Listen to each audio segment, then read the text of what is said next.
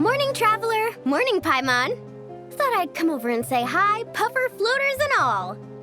Morning, Moalani. How are you so full of energy? Weren't you the one partying the hardest last night? That was last night. I got a good night's sleep, and now I'm good as new. Here, take this. It's your prize for completing the album. I picked yours up, too, to save you the trip. Wow! Thanks, Moalani. That was so nice. When it comes to helping people, a good guide always thinks one step ahead, right? Oh, and speaking of work, I guess our vacation's almost over, huh? Probably for the best. If I don't head back soon, I'm worried my little doggy won't even remember me. And after talking to the others, it seems like everyone is just about ready to get back. Some are missing their families. Others are going through dandelion wine withdrawal, I guess. Even Chaska seems to be feeling it. Not that she'd ever admit it, but I have noticed her gazing back towards the Flower Feather clan at night.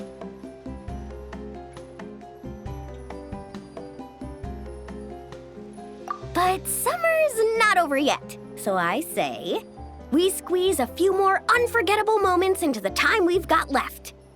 Like another group photo. Hey, how about taking one right here? After all this time, Paimon's grown kind of attached to this place. Great idea! Why don't you spruce up this wall, and I'll go gather the others. See you over at the plaza!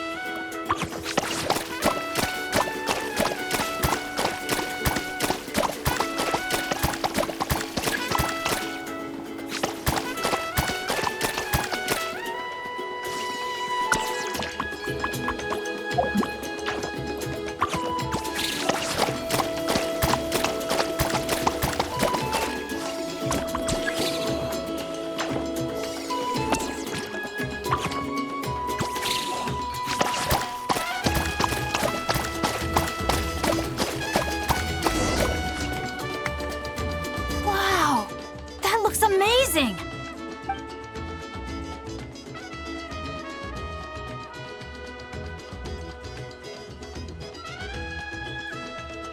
Guys, over here!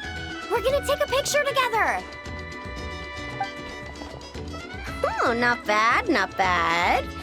You're all looking full of energy this morning. Not a trace of bedhead or dark circles in sight. Whoa, you even look out for stuff like that? Well, what kind of guide would I be if I didn't pay attention to the details? Yeah, and what kind of bard would I be if I didn't appreciate a good drink? What's that got to do with anything? Somehow, though, I know exactly what he means. Do you really think that? Or are you just playing along to keep tone-deaf Bard happy, too? I see no harm in a bit of nonsense. Here, put on this Asha headband. It's a souvenir from the rest of us.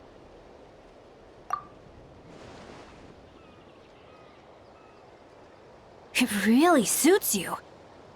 Alrighty then. 3, 2, 1.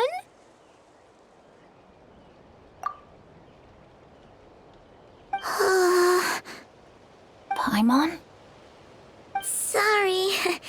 All that nonsense has got Paimon's head muddled. Her mind's gone completely blank. Don't want it all to end, huh?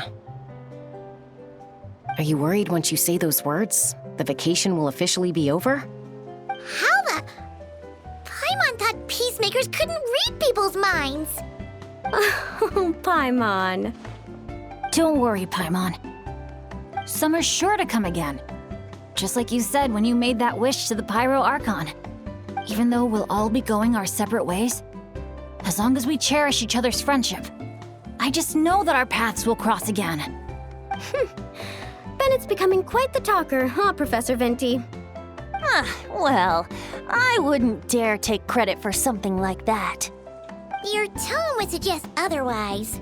Come on! Paimon was just starting to feel inspired! Why don't we just give it another try? Yeah, let's do it all together this time. Huh. What should we shout? Sounds good! 3, 2, 1. Lucky Star!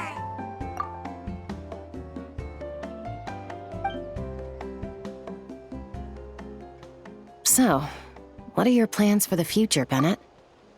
If you're having trouble deciding, you can always park it in the People of the Springs for a bit, or however long you want, really. Thanks for the kind offer, Moalani. I actually went to see the Pyro Archon to tell her how grateful I am for everything she's done for me. She told me that the domain we entered was an abyssal simulation of the Mare Javari. It was extremely unstable, and now it's completely gone. Later, when we got on to talking about my future, she said I was more than welcome to stay here in Natlan, but also that she would respect my decision, whatever it turned out to be. And after thinking it over, long and hard, I've decided to return to Mondstadt. You miss your dads, don't you? That's definitely part of it. I promised to tell them everything that happened on this adventure, and I can't go back on my word. But also, when I said goodbye to my mom and dad, I promised them I'd become the most legendary adventurer in all of Teyvat someday. And no adventurer should stay in one place for too long. Bennett. What if your luck starts going downhill again the moment you leave Natlan? It's fine. The warmth and kindness I've experienced on this adventure is enough to get me through all the challenges that lie ahead. As I attempt to shape my own fate, I want to take that same kindness and pass it forward. That's something I've always believed in. Hear, hear! To our leader! To our leader, Bennett! Cheers!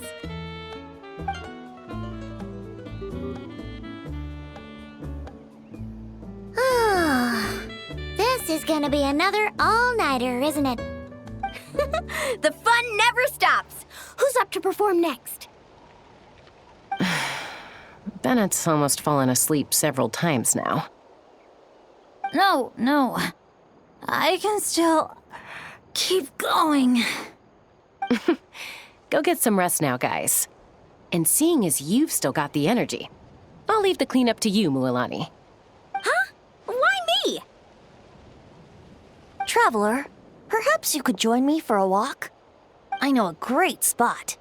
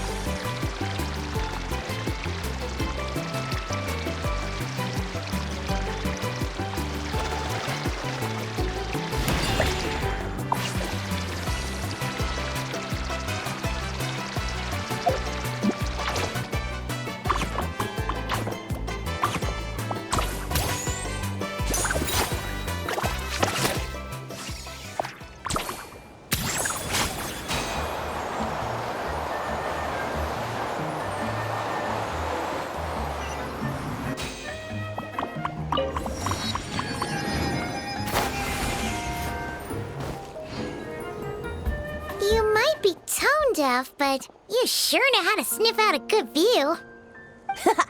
Glad you like it. Some stories aren't meant for the birds, only for the stars high in the sky. More like a story that begins with time itself. Long, long ago, time began to write the story of this world. To her, all living beings were equal, both in their value and in significance. Like an ancient scroll, she engraved upon her memory all people, all events, all encounters, and all farewells. Back then, as an animal spirit, I had a chance encounter with time at the Thousand Winds Temple. Hearing my wishes, she entrusted me with fragments of her power and authority. Sounds like you've heard the story of time in the wind before. Charming, isn't it? Through the memories engraved in rituals, poems, ruins, and ancient texts, the same beings she considered so insignificant have met her, time and time again. So, this is the story you wanted to share? More like the prologue. The corruption of the Mare Javari is tied to time itself. To put it another way, it is a calamity present in every moment that will ever be. Unlike time herself, I have always cherished many wishes in my heart. 500 years ago, to prevent the corruption of the Mare Javari from spreading beyond Tenochtitlan, I blew it off the timeline, turning it into the Windless Land. Oops, seems like I may have confused you. If you're asking about how the Mare Javari disappeared from Tenochtitlan 2 or 3 decades ago, there may be someone else better suited to tell that story. The Mare Javari has been the bearer of too many stories that weren't meant to be its own. I merely played a part in one of its chapters. And the choice I made 500 years ago came with a price. Some souls were unable to return to Mondstadt as a result, while others stayed to settle in this land, merging with the Monitu to become the Asha we see today. So the reason you're here in Tenochtitlan is because... Correct. I'm here to collaborate with the current Pyro Archon, Mawika. Correct again. The flame was our signal. Only by having Mawika open a rift between that space and the true Mare Javari could I sneak in and bring back all the souls who wish to return. As for my little trick of bringing back memories as well, it's not the first time I've pulled that off. Mawika also mentioned that you were planning to introduce us. Looks like I beat you to it, huh? I was glad to discover that she shares my love for fine wine and freedom. We got along great. Well, it really took it out of me for a few days. In fact, I still feel pretty dead on my feet even now. Oh, really? But thinking of all the Aethelmead and dandelion wine still left to drink, I suppose I can hang in there a little longer. You don't look that tired to Paimon. So, don't think you can just pull out that little excuse and we'll suddenly foot all your bills. Oh, how you wound me, Paimon. You'll hook me up with some good liquor, won't you, traveler? I suppose to protect Mondstadt, and that everyone who wishes to stay there has the freedom to choose their own path.